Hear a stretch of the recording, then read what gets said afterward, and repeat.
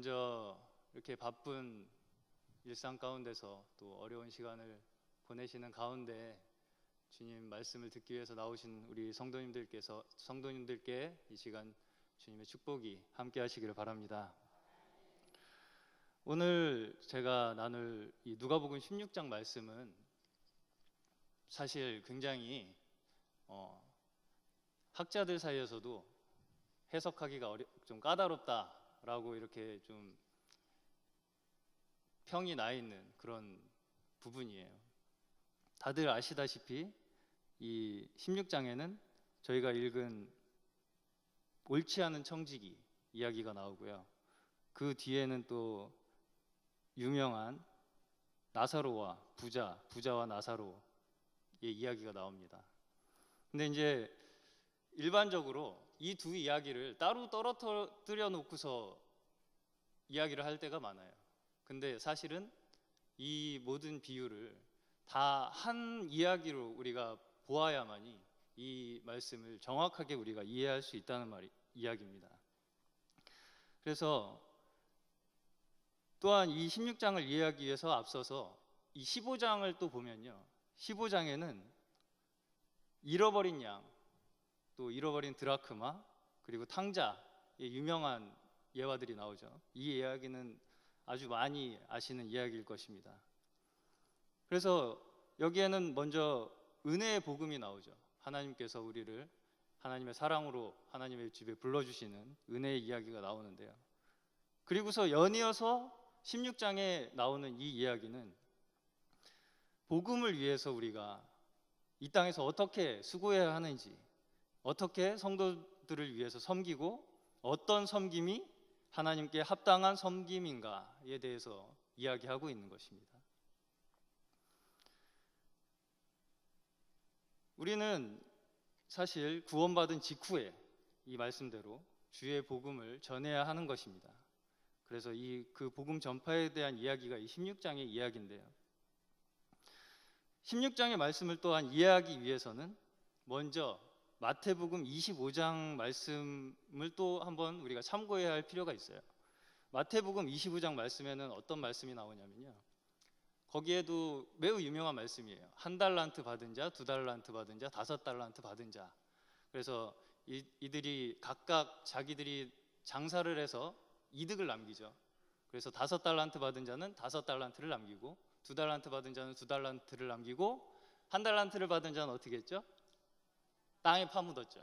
그래서 주인이 왔을 때 악하고 게으른 종이라고 혼이 났어요.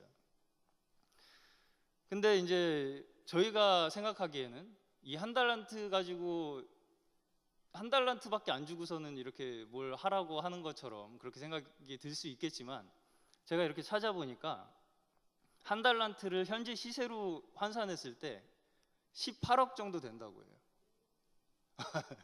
놀랍죠? 그리고 금이잖아요. 금인데 그때 당시에 뭐 지역마다 약간 단위가 틀렸지만 1달란트가 약 30에서 50kg 정도 되는 금의 양이었다고 합니다.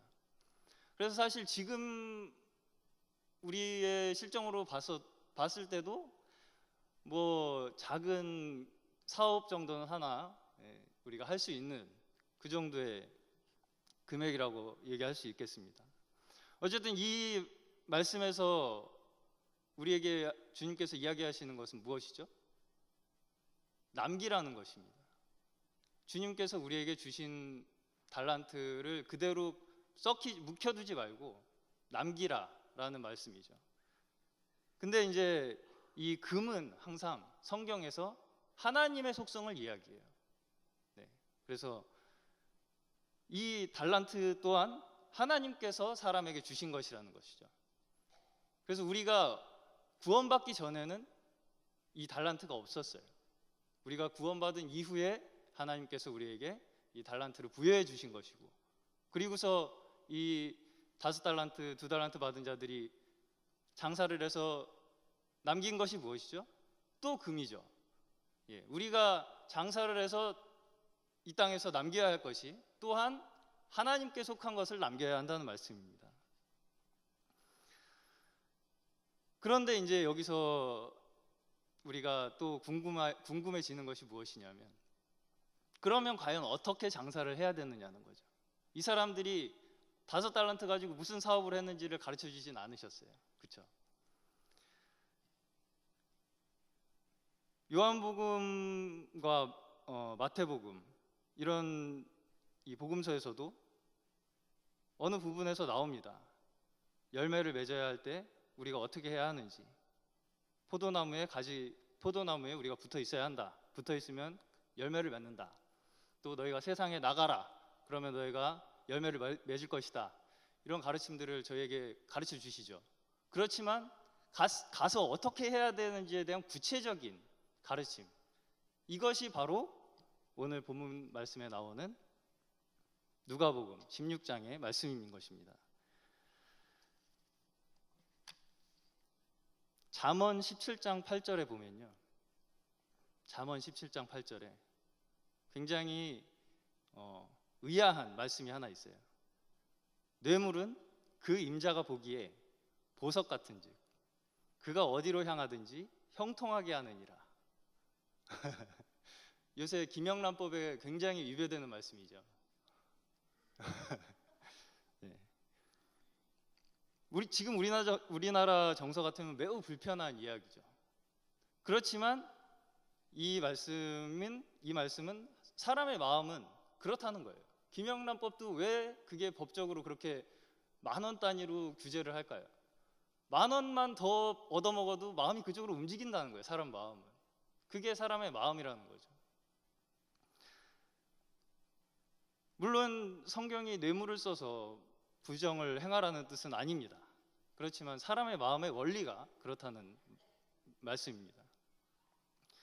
이 본문에서 주님은 재물에 대해서 불의의 재물이라 이렇게 말씀을 하고 계십니다.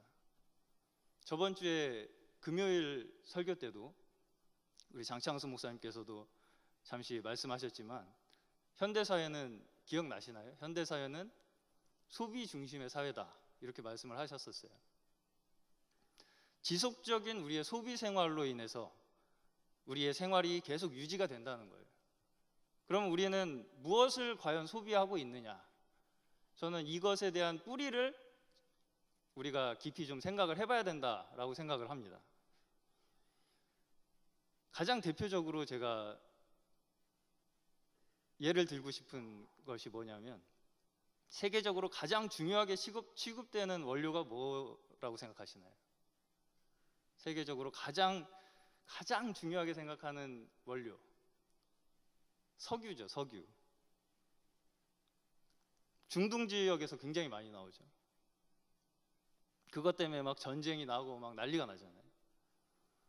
그 중동 지방에 근데 이제 터번을 두른 사람들이 세계에 손꼽히는 부자들이에요. 그 중동 지방의 부자들은 뭘로 그렇게 부자가 됐죠? 석유로 부자가 됐죠. 석유는 어디서 나왔죠? 땅에서 나왔죠. 그야말로 그 사람은 땅 파서 먹고 사는 사람들이에요. 단지 그 땅에서 나온 기름 때문에 그 사람들은 그렇게 많은 부를 축적하고 사는 것입니다. 이 석유는 어디서 나왔냐면요, 고대의 생물들, 고대 생물들, 동식물들이 땅에 썩어서 그 기름이 모여서 생성된 게 석유예요. 그 동식물들은 그럼 어디서 나왔죠? 햇빛과 물로부터 생성된 거예요. 이 땅에는 태양과 물이 없이는 어떤 생물도 존재할 수가 없어요.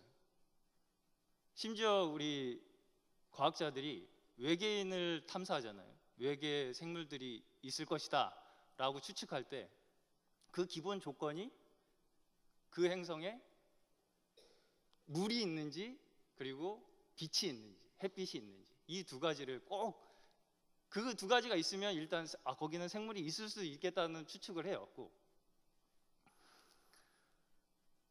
과학 시간에 여러분이 들어보셨을지 모르겠지만 에너지 보존 법칙이라는 것이 있습니다. 에너지 보존 법칙. 에너지는 항상 똑같다는 이야기인데요.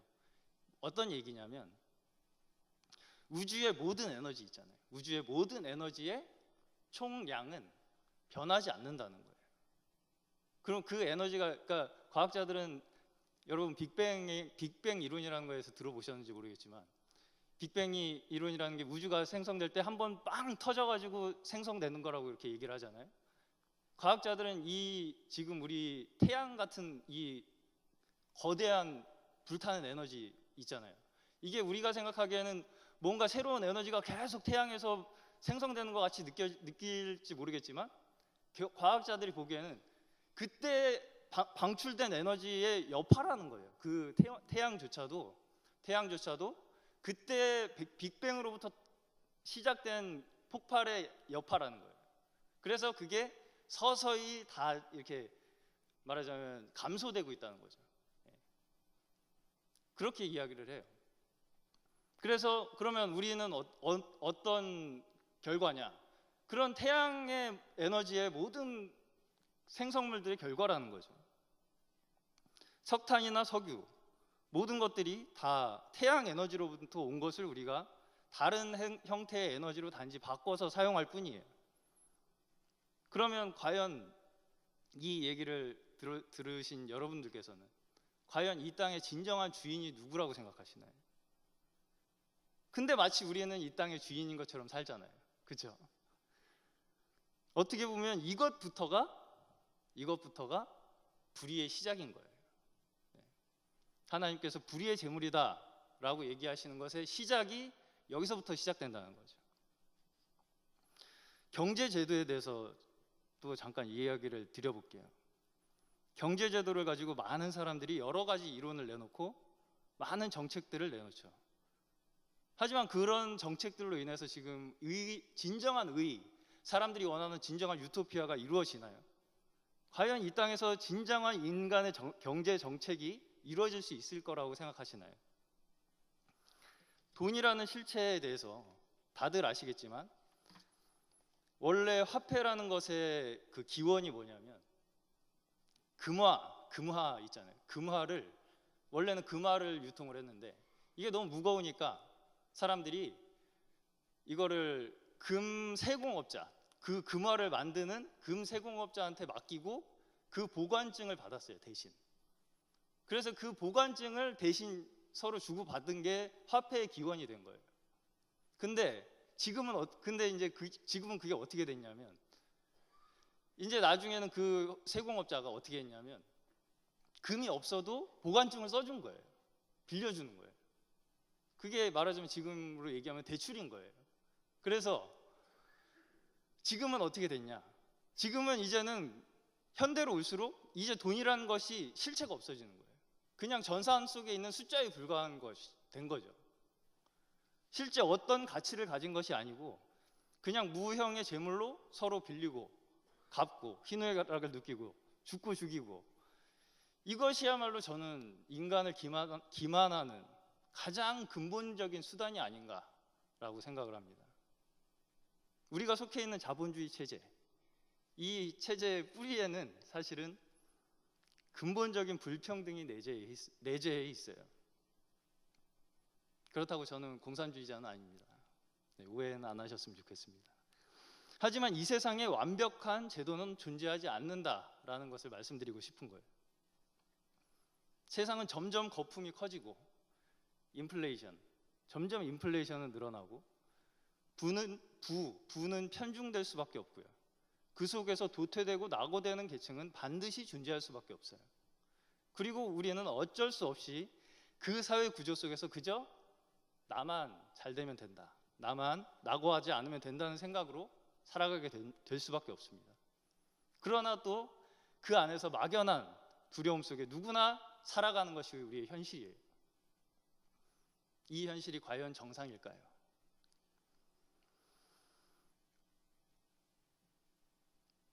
또 직업에 대해서도 잠시 말씀을 드려볼게요. 우리가 비교적 깨끗하다고 생각하는 1차 산업들,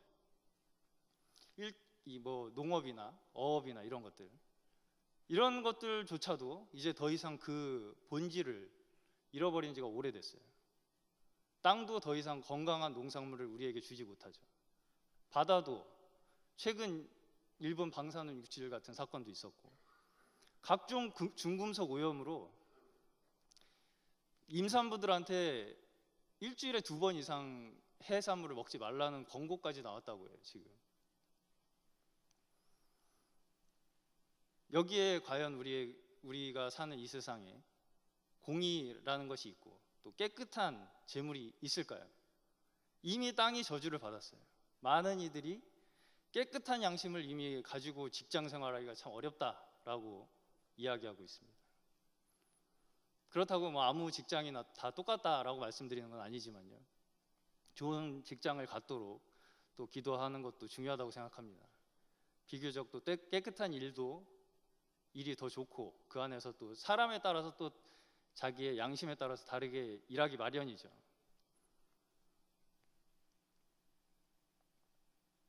그리고 좀 민감한 사항일지 모르겠지만 저는 사역자의 사례비에 대해서도 항상 마음속에 한 구석에 느낌이 있어요.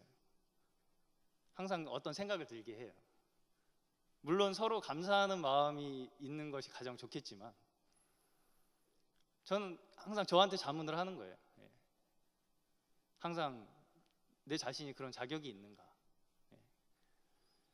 레위기 12장에 보면요, 우리가 아무리 주님의 일을 하면서 수고한다고 해도 그 속에 부정이 들어있다고 합니다. 거기에 보면 여인이 남자를 낳아도 7일간 부정하다, 그리고 여자를 낳으면 2주간 부정하다, 이렇게 나와요. 아이를 낳는 것은 새 생명을 잉태하는 것이잖아요. 출산하는 것이고 절대로 나쁜 일이 아니에요. 좋은 일이죠. 지금으로 이야기하면 복음을 듣고 새로운 주님의 자녀가 새로 태어나는 것입니다. 근데 어떠한 일도 주님 성경에서는 우리를 통한 것은 부정하다라는 것을 인정해야 한다고 말씀하고 있어요. 우리의 수고가 있더라도 우리가 그것을 정말 하나님 앞에서 거룩하다라고 말할 수가 없다는 것입니다. 그래서 여기에서는 정결 의식을 드려야만 했어요. 우리가 행하는 것이 아무리 좋은 일이라 할지라도 완전히 거룩하고 정결할 수는 없다는 것입니다. 그래서 우리의 수고가 항상 주님의 제단 앞에 정결케 되기를 기도하는 심정으로 나아가야 한다는 그러한 말씀입니다. 그리고 정말 그것이 바울처럼 복음을 위한 것이라면 이 제단에서 우리의 향기로운 제물이 될 수 있을 것입니다. 다시 이제 본문으로 한번 보겠습니다. 여기서 청지기가 제물을 허비하고 있다고 이야기를 하죠. 우리는 모두가 하나님이 주신 것을 허비하고 살고 있다는 것입니다. 이 허비한다는 것은 써야 할 마땅한 곳에서 사용하고 있지 않다는 이야기예요. 그리고 언젠가는 다 이것을 그만두어야 할 때가 온다는 것이에요. 여기에 청지기는 이 그만두어야 할 때를 대비하고 있습니다. 이 청지기가 주인의 재산을 가지고 주인에게 빚진 자들의 빚을 탕감해주고 있어요. 그러면 여기서 이 불의한 청지기는 과연 누군가요? 15장의 탕자는 누구를 의미하나요? 가출한 자녀를 대표하나요? 바로 이 세상 모든 인류를 대표하는 것이죠, 탕자는. 그러면 여기에 불의한 청지기는 하나님의 은혜를 받아서 복음을 전하고 주님을 섬겨야 하는 모든 사람을 대표하는 것입니다. 그러니까 이 말씀의 전제가 무엇이냐면 인간은 모두 다 불의하다는 것입니다. 그리고 또한 우리의 가진 물질이 깨끗한 것이 아니다라는 것입니다. 그러니까 어차피 불의한 것을 가지고 우리에게 어떻게 사용하라는 것이죠? 사람들의 마음을 사라는 거예요. 무엇을 위해서요? 우리가 나중에 퇴직한 후를 위해서. 누가복음 16장에서 그 사람만 퇴직하는 게 아니고 우리는 모두가 이 인생에서 퇴직을 언젠가는 맞이하게 됩니다. 사실 우리에게 주신 모든 물질은 모두 사실 영혼을 얻기 위해 사용하라고 하나님께서 우리에게 주신 거라고 말씀하시는 거예요. 여기서 친구를 만든다라는 말은 결국 복음 친구를 만들어라라는 말씀이죠. 이 세상에서 사람을 사귀는 가장 중요한 도구는 아까도 잠언에서 말씀하셨다시피 돈이에요. 여기에서 주님께서 우리에게 매우 실질적이고 구체적인 말씀을 하고 계시는 것입니다. 이 말씀이 마가복음에도 있어요. 마가복음 10장 29절.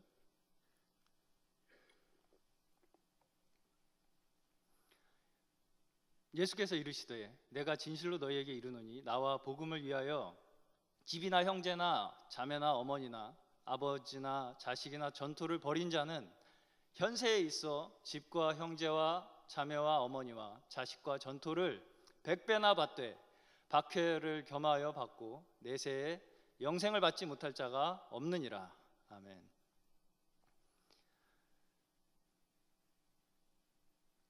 우리가 지금 과연 어떻게 재물을 사용해야 하는가에 대한 가르침, 그 가르침이 바로 이 말씀이에요. 그리고 그것을 잘못 사용한 예가 그 뒤에 바로 나오는 부자와 나사로의 비유예요. 부자와 나사로의 비유. 이 옳지 않은 청지기와 부자와 나사로의 비유 사이에 어떤 한 말씀이 있는데 거기에 무슨 말씀이 있냐면요, 14절이에요. 바리새인들은 돈을 좋아하는 자들이라 이 모든 것을 듣고 비웃거늘. 이 말씀이 나온 이후에 이 부자와 나사로에 대한 이야기를 하고 있어요. 결국은 이 복음서의 대부분의 말씀들이 사실 이 바리새인들을 대상으로 한 말씀이에요. 그래서 사실은 어떤 이 성경 학자들은 복음서는 이방인들에게 해당되지 않는다라고 얘기하는 학자들조차 있어요. 왜냐하면 다 예수님께서 바리새인들한테 대상으로 하는 말씀이다 보니까. 근데 이제 그것의 오류가 뭐죠? 바리새인들이라는 사람들을 그냥 하나의 특정 계층으로 보는 거죠. 유대인들인데 이 예수님을 배척하는 어떤 하나의 집단. 그렇지만 이 바리새인들이 가지고 있는 이 속성이 사실은 우리 모두가 가지고 있는 속성이라는 거죠. 그들이 지키고자 하는 거, 그 지키고자 하는 그 모든 것들이 사실은 사람들이 모두 갖고 있다는 거예요. 하나님이 아닌 것을 지키고자 하는 것 때문에 정말 진리이신 주님을 받아들이지 못하게 되는 이 상태를 대표적으로 우리에게 보여주시는 것이 사실 바로 이 바리새인들이라는 것입니다. 그래서 사실은 15장의 잃어버린 양, 동전, 또 이 탕자의 비유도 다 바리새인들을 놓고서 한 말씀이에요. 그러면 여기서 우리가 볼 수 있는 것은 뭐죠?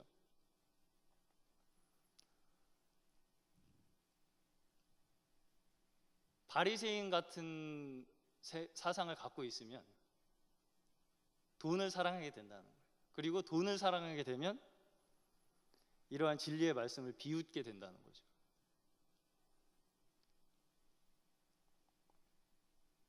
정말 성경은 두려운 책이라고 생각합니다.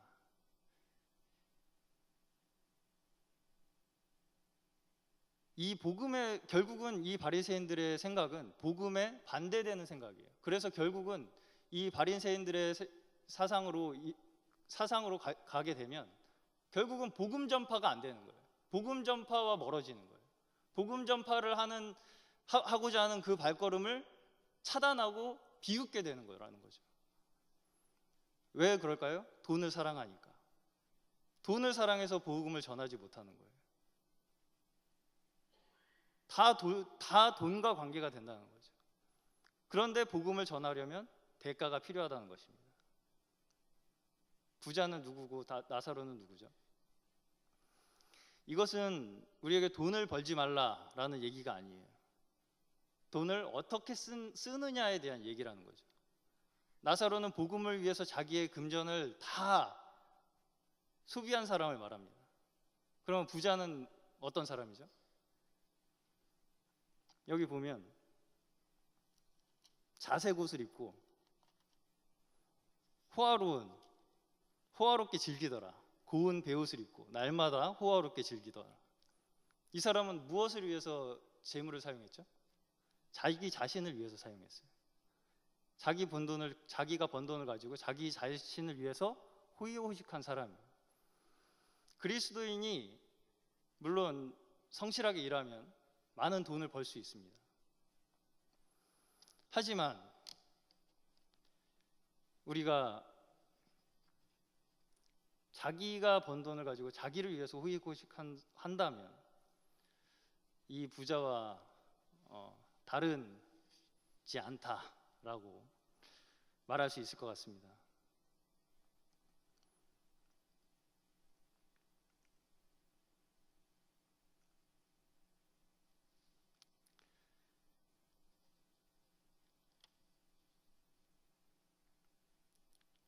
사실 이 부분에 대해서는 굉장히 민감한 사항이고 또 어떻게 보면 불편한 사항일 수도 있는데요.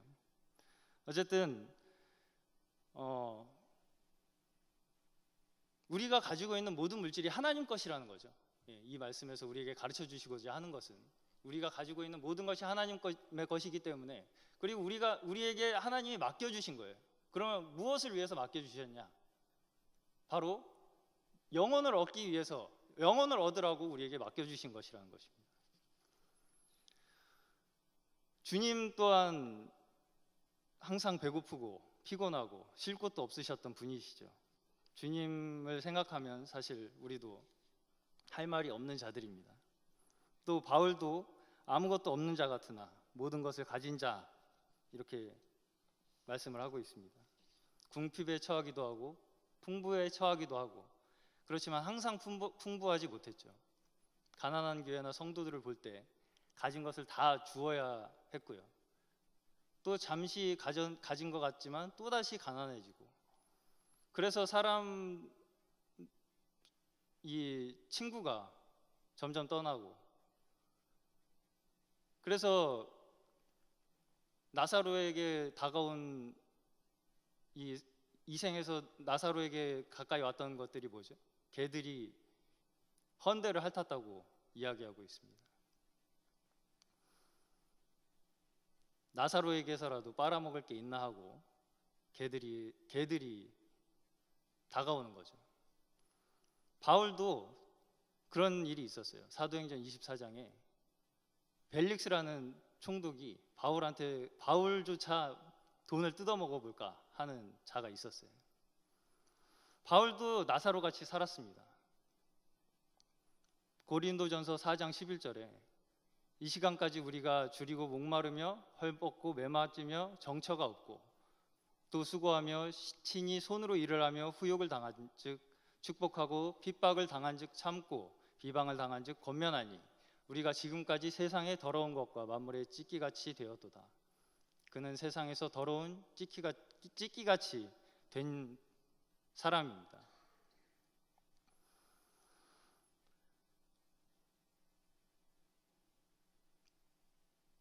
삭개오의 이야기도 보면요, 삭개오도 세리였죠. 그가 번 돈은 불의한 돈이었습니다.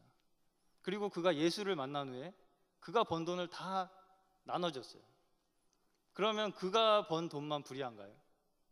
성경에서는 그것이 아니라고 이야기하고 있습니다. 다 불의한 재물이다, 다 불의한 청직이다 라고 이야기하고 있습니다. 그러면 결국 우리는 어떻게 되나요? 다 이제 주님을 만나게 됩니다. 부자도 나사로도 다 주님을 만나게 되죠. 근데 천국에 가서는 상황이 반대로 변한다는 얘기예요. 이 부자와 나사로 얘기를 대체적으로 보면 그냥 예수를 믿으면 천국에 가고 안 믿으면 불신하면 지옥으로 간다, 이렇게만 얘기를 하는 경향이 있는데, 그렇게만 얘기할 수 없는 것이 이 부자와 나사로에 대한 묘사를 성경에서는 굉장히 자세하게 하고 있기 때문이에요. 우리에게 가진 것, 모든 소유를 무엇을 위해 드려야 할까요? 그 답은 너무나 명확합니다. 그리고 그렇게 살면 그날 주님이 우리에게 보상을 해주시게 될 것입니다. 어떤 주일학교 선생님이 학생에게 이런 질문을 했다고 합니다. 여러분은 둘 중에 누가 되고 싶냐고. 그랬더니 학생이 어떻게 대답을 했는지 아시나요? 한 학생이 이 세상에 살 동안엔 부자로 살다가 죽어서는 나사로 같이 되고 싶다, 이렇게 대답을 했다고 합니다. 그렇지만 그것은 애석하게도 불가능하죠. 하나님은 공의의 하나님이십니다.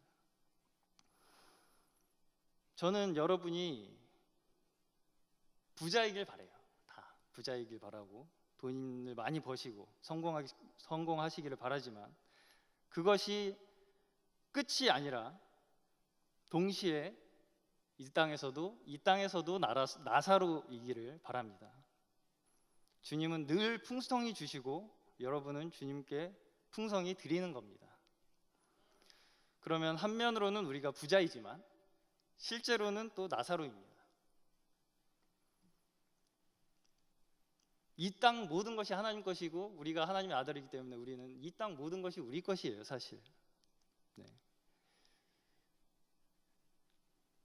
마지막으로 영국의 극작가 버나드 쇼라는 사람의 묘비에 어떤 말이 있냐면, 그냥 제가 재밌어서 한번 따와 봤습니다. 내가 우물쭈물하다가 이렇게 될 줄 알았다. 그거를 자기 묘비에다가 새겨달라고 이야기를 했대요.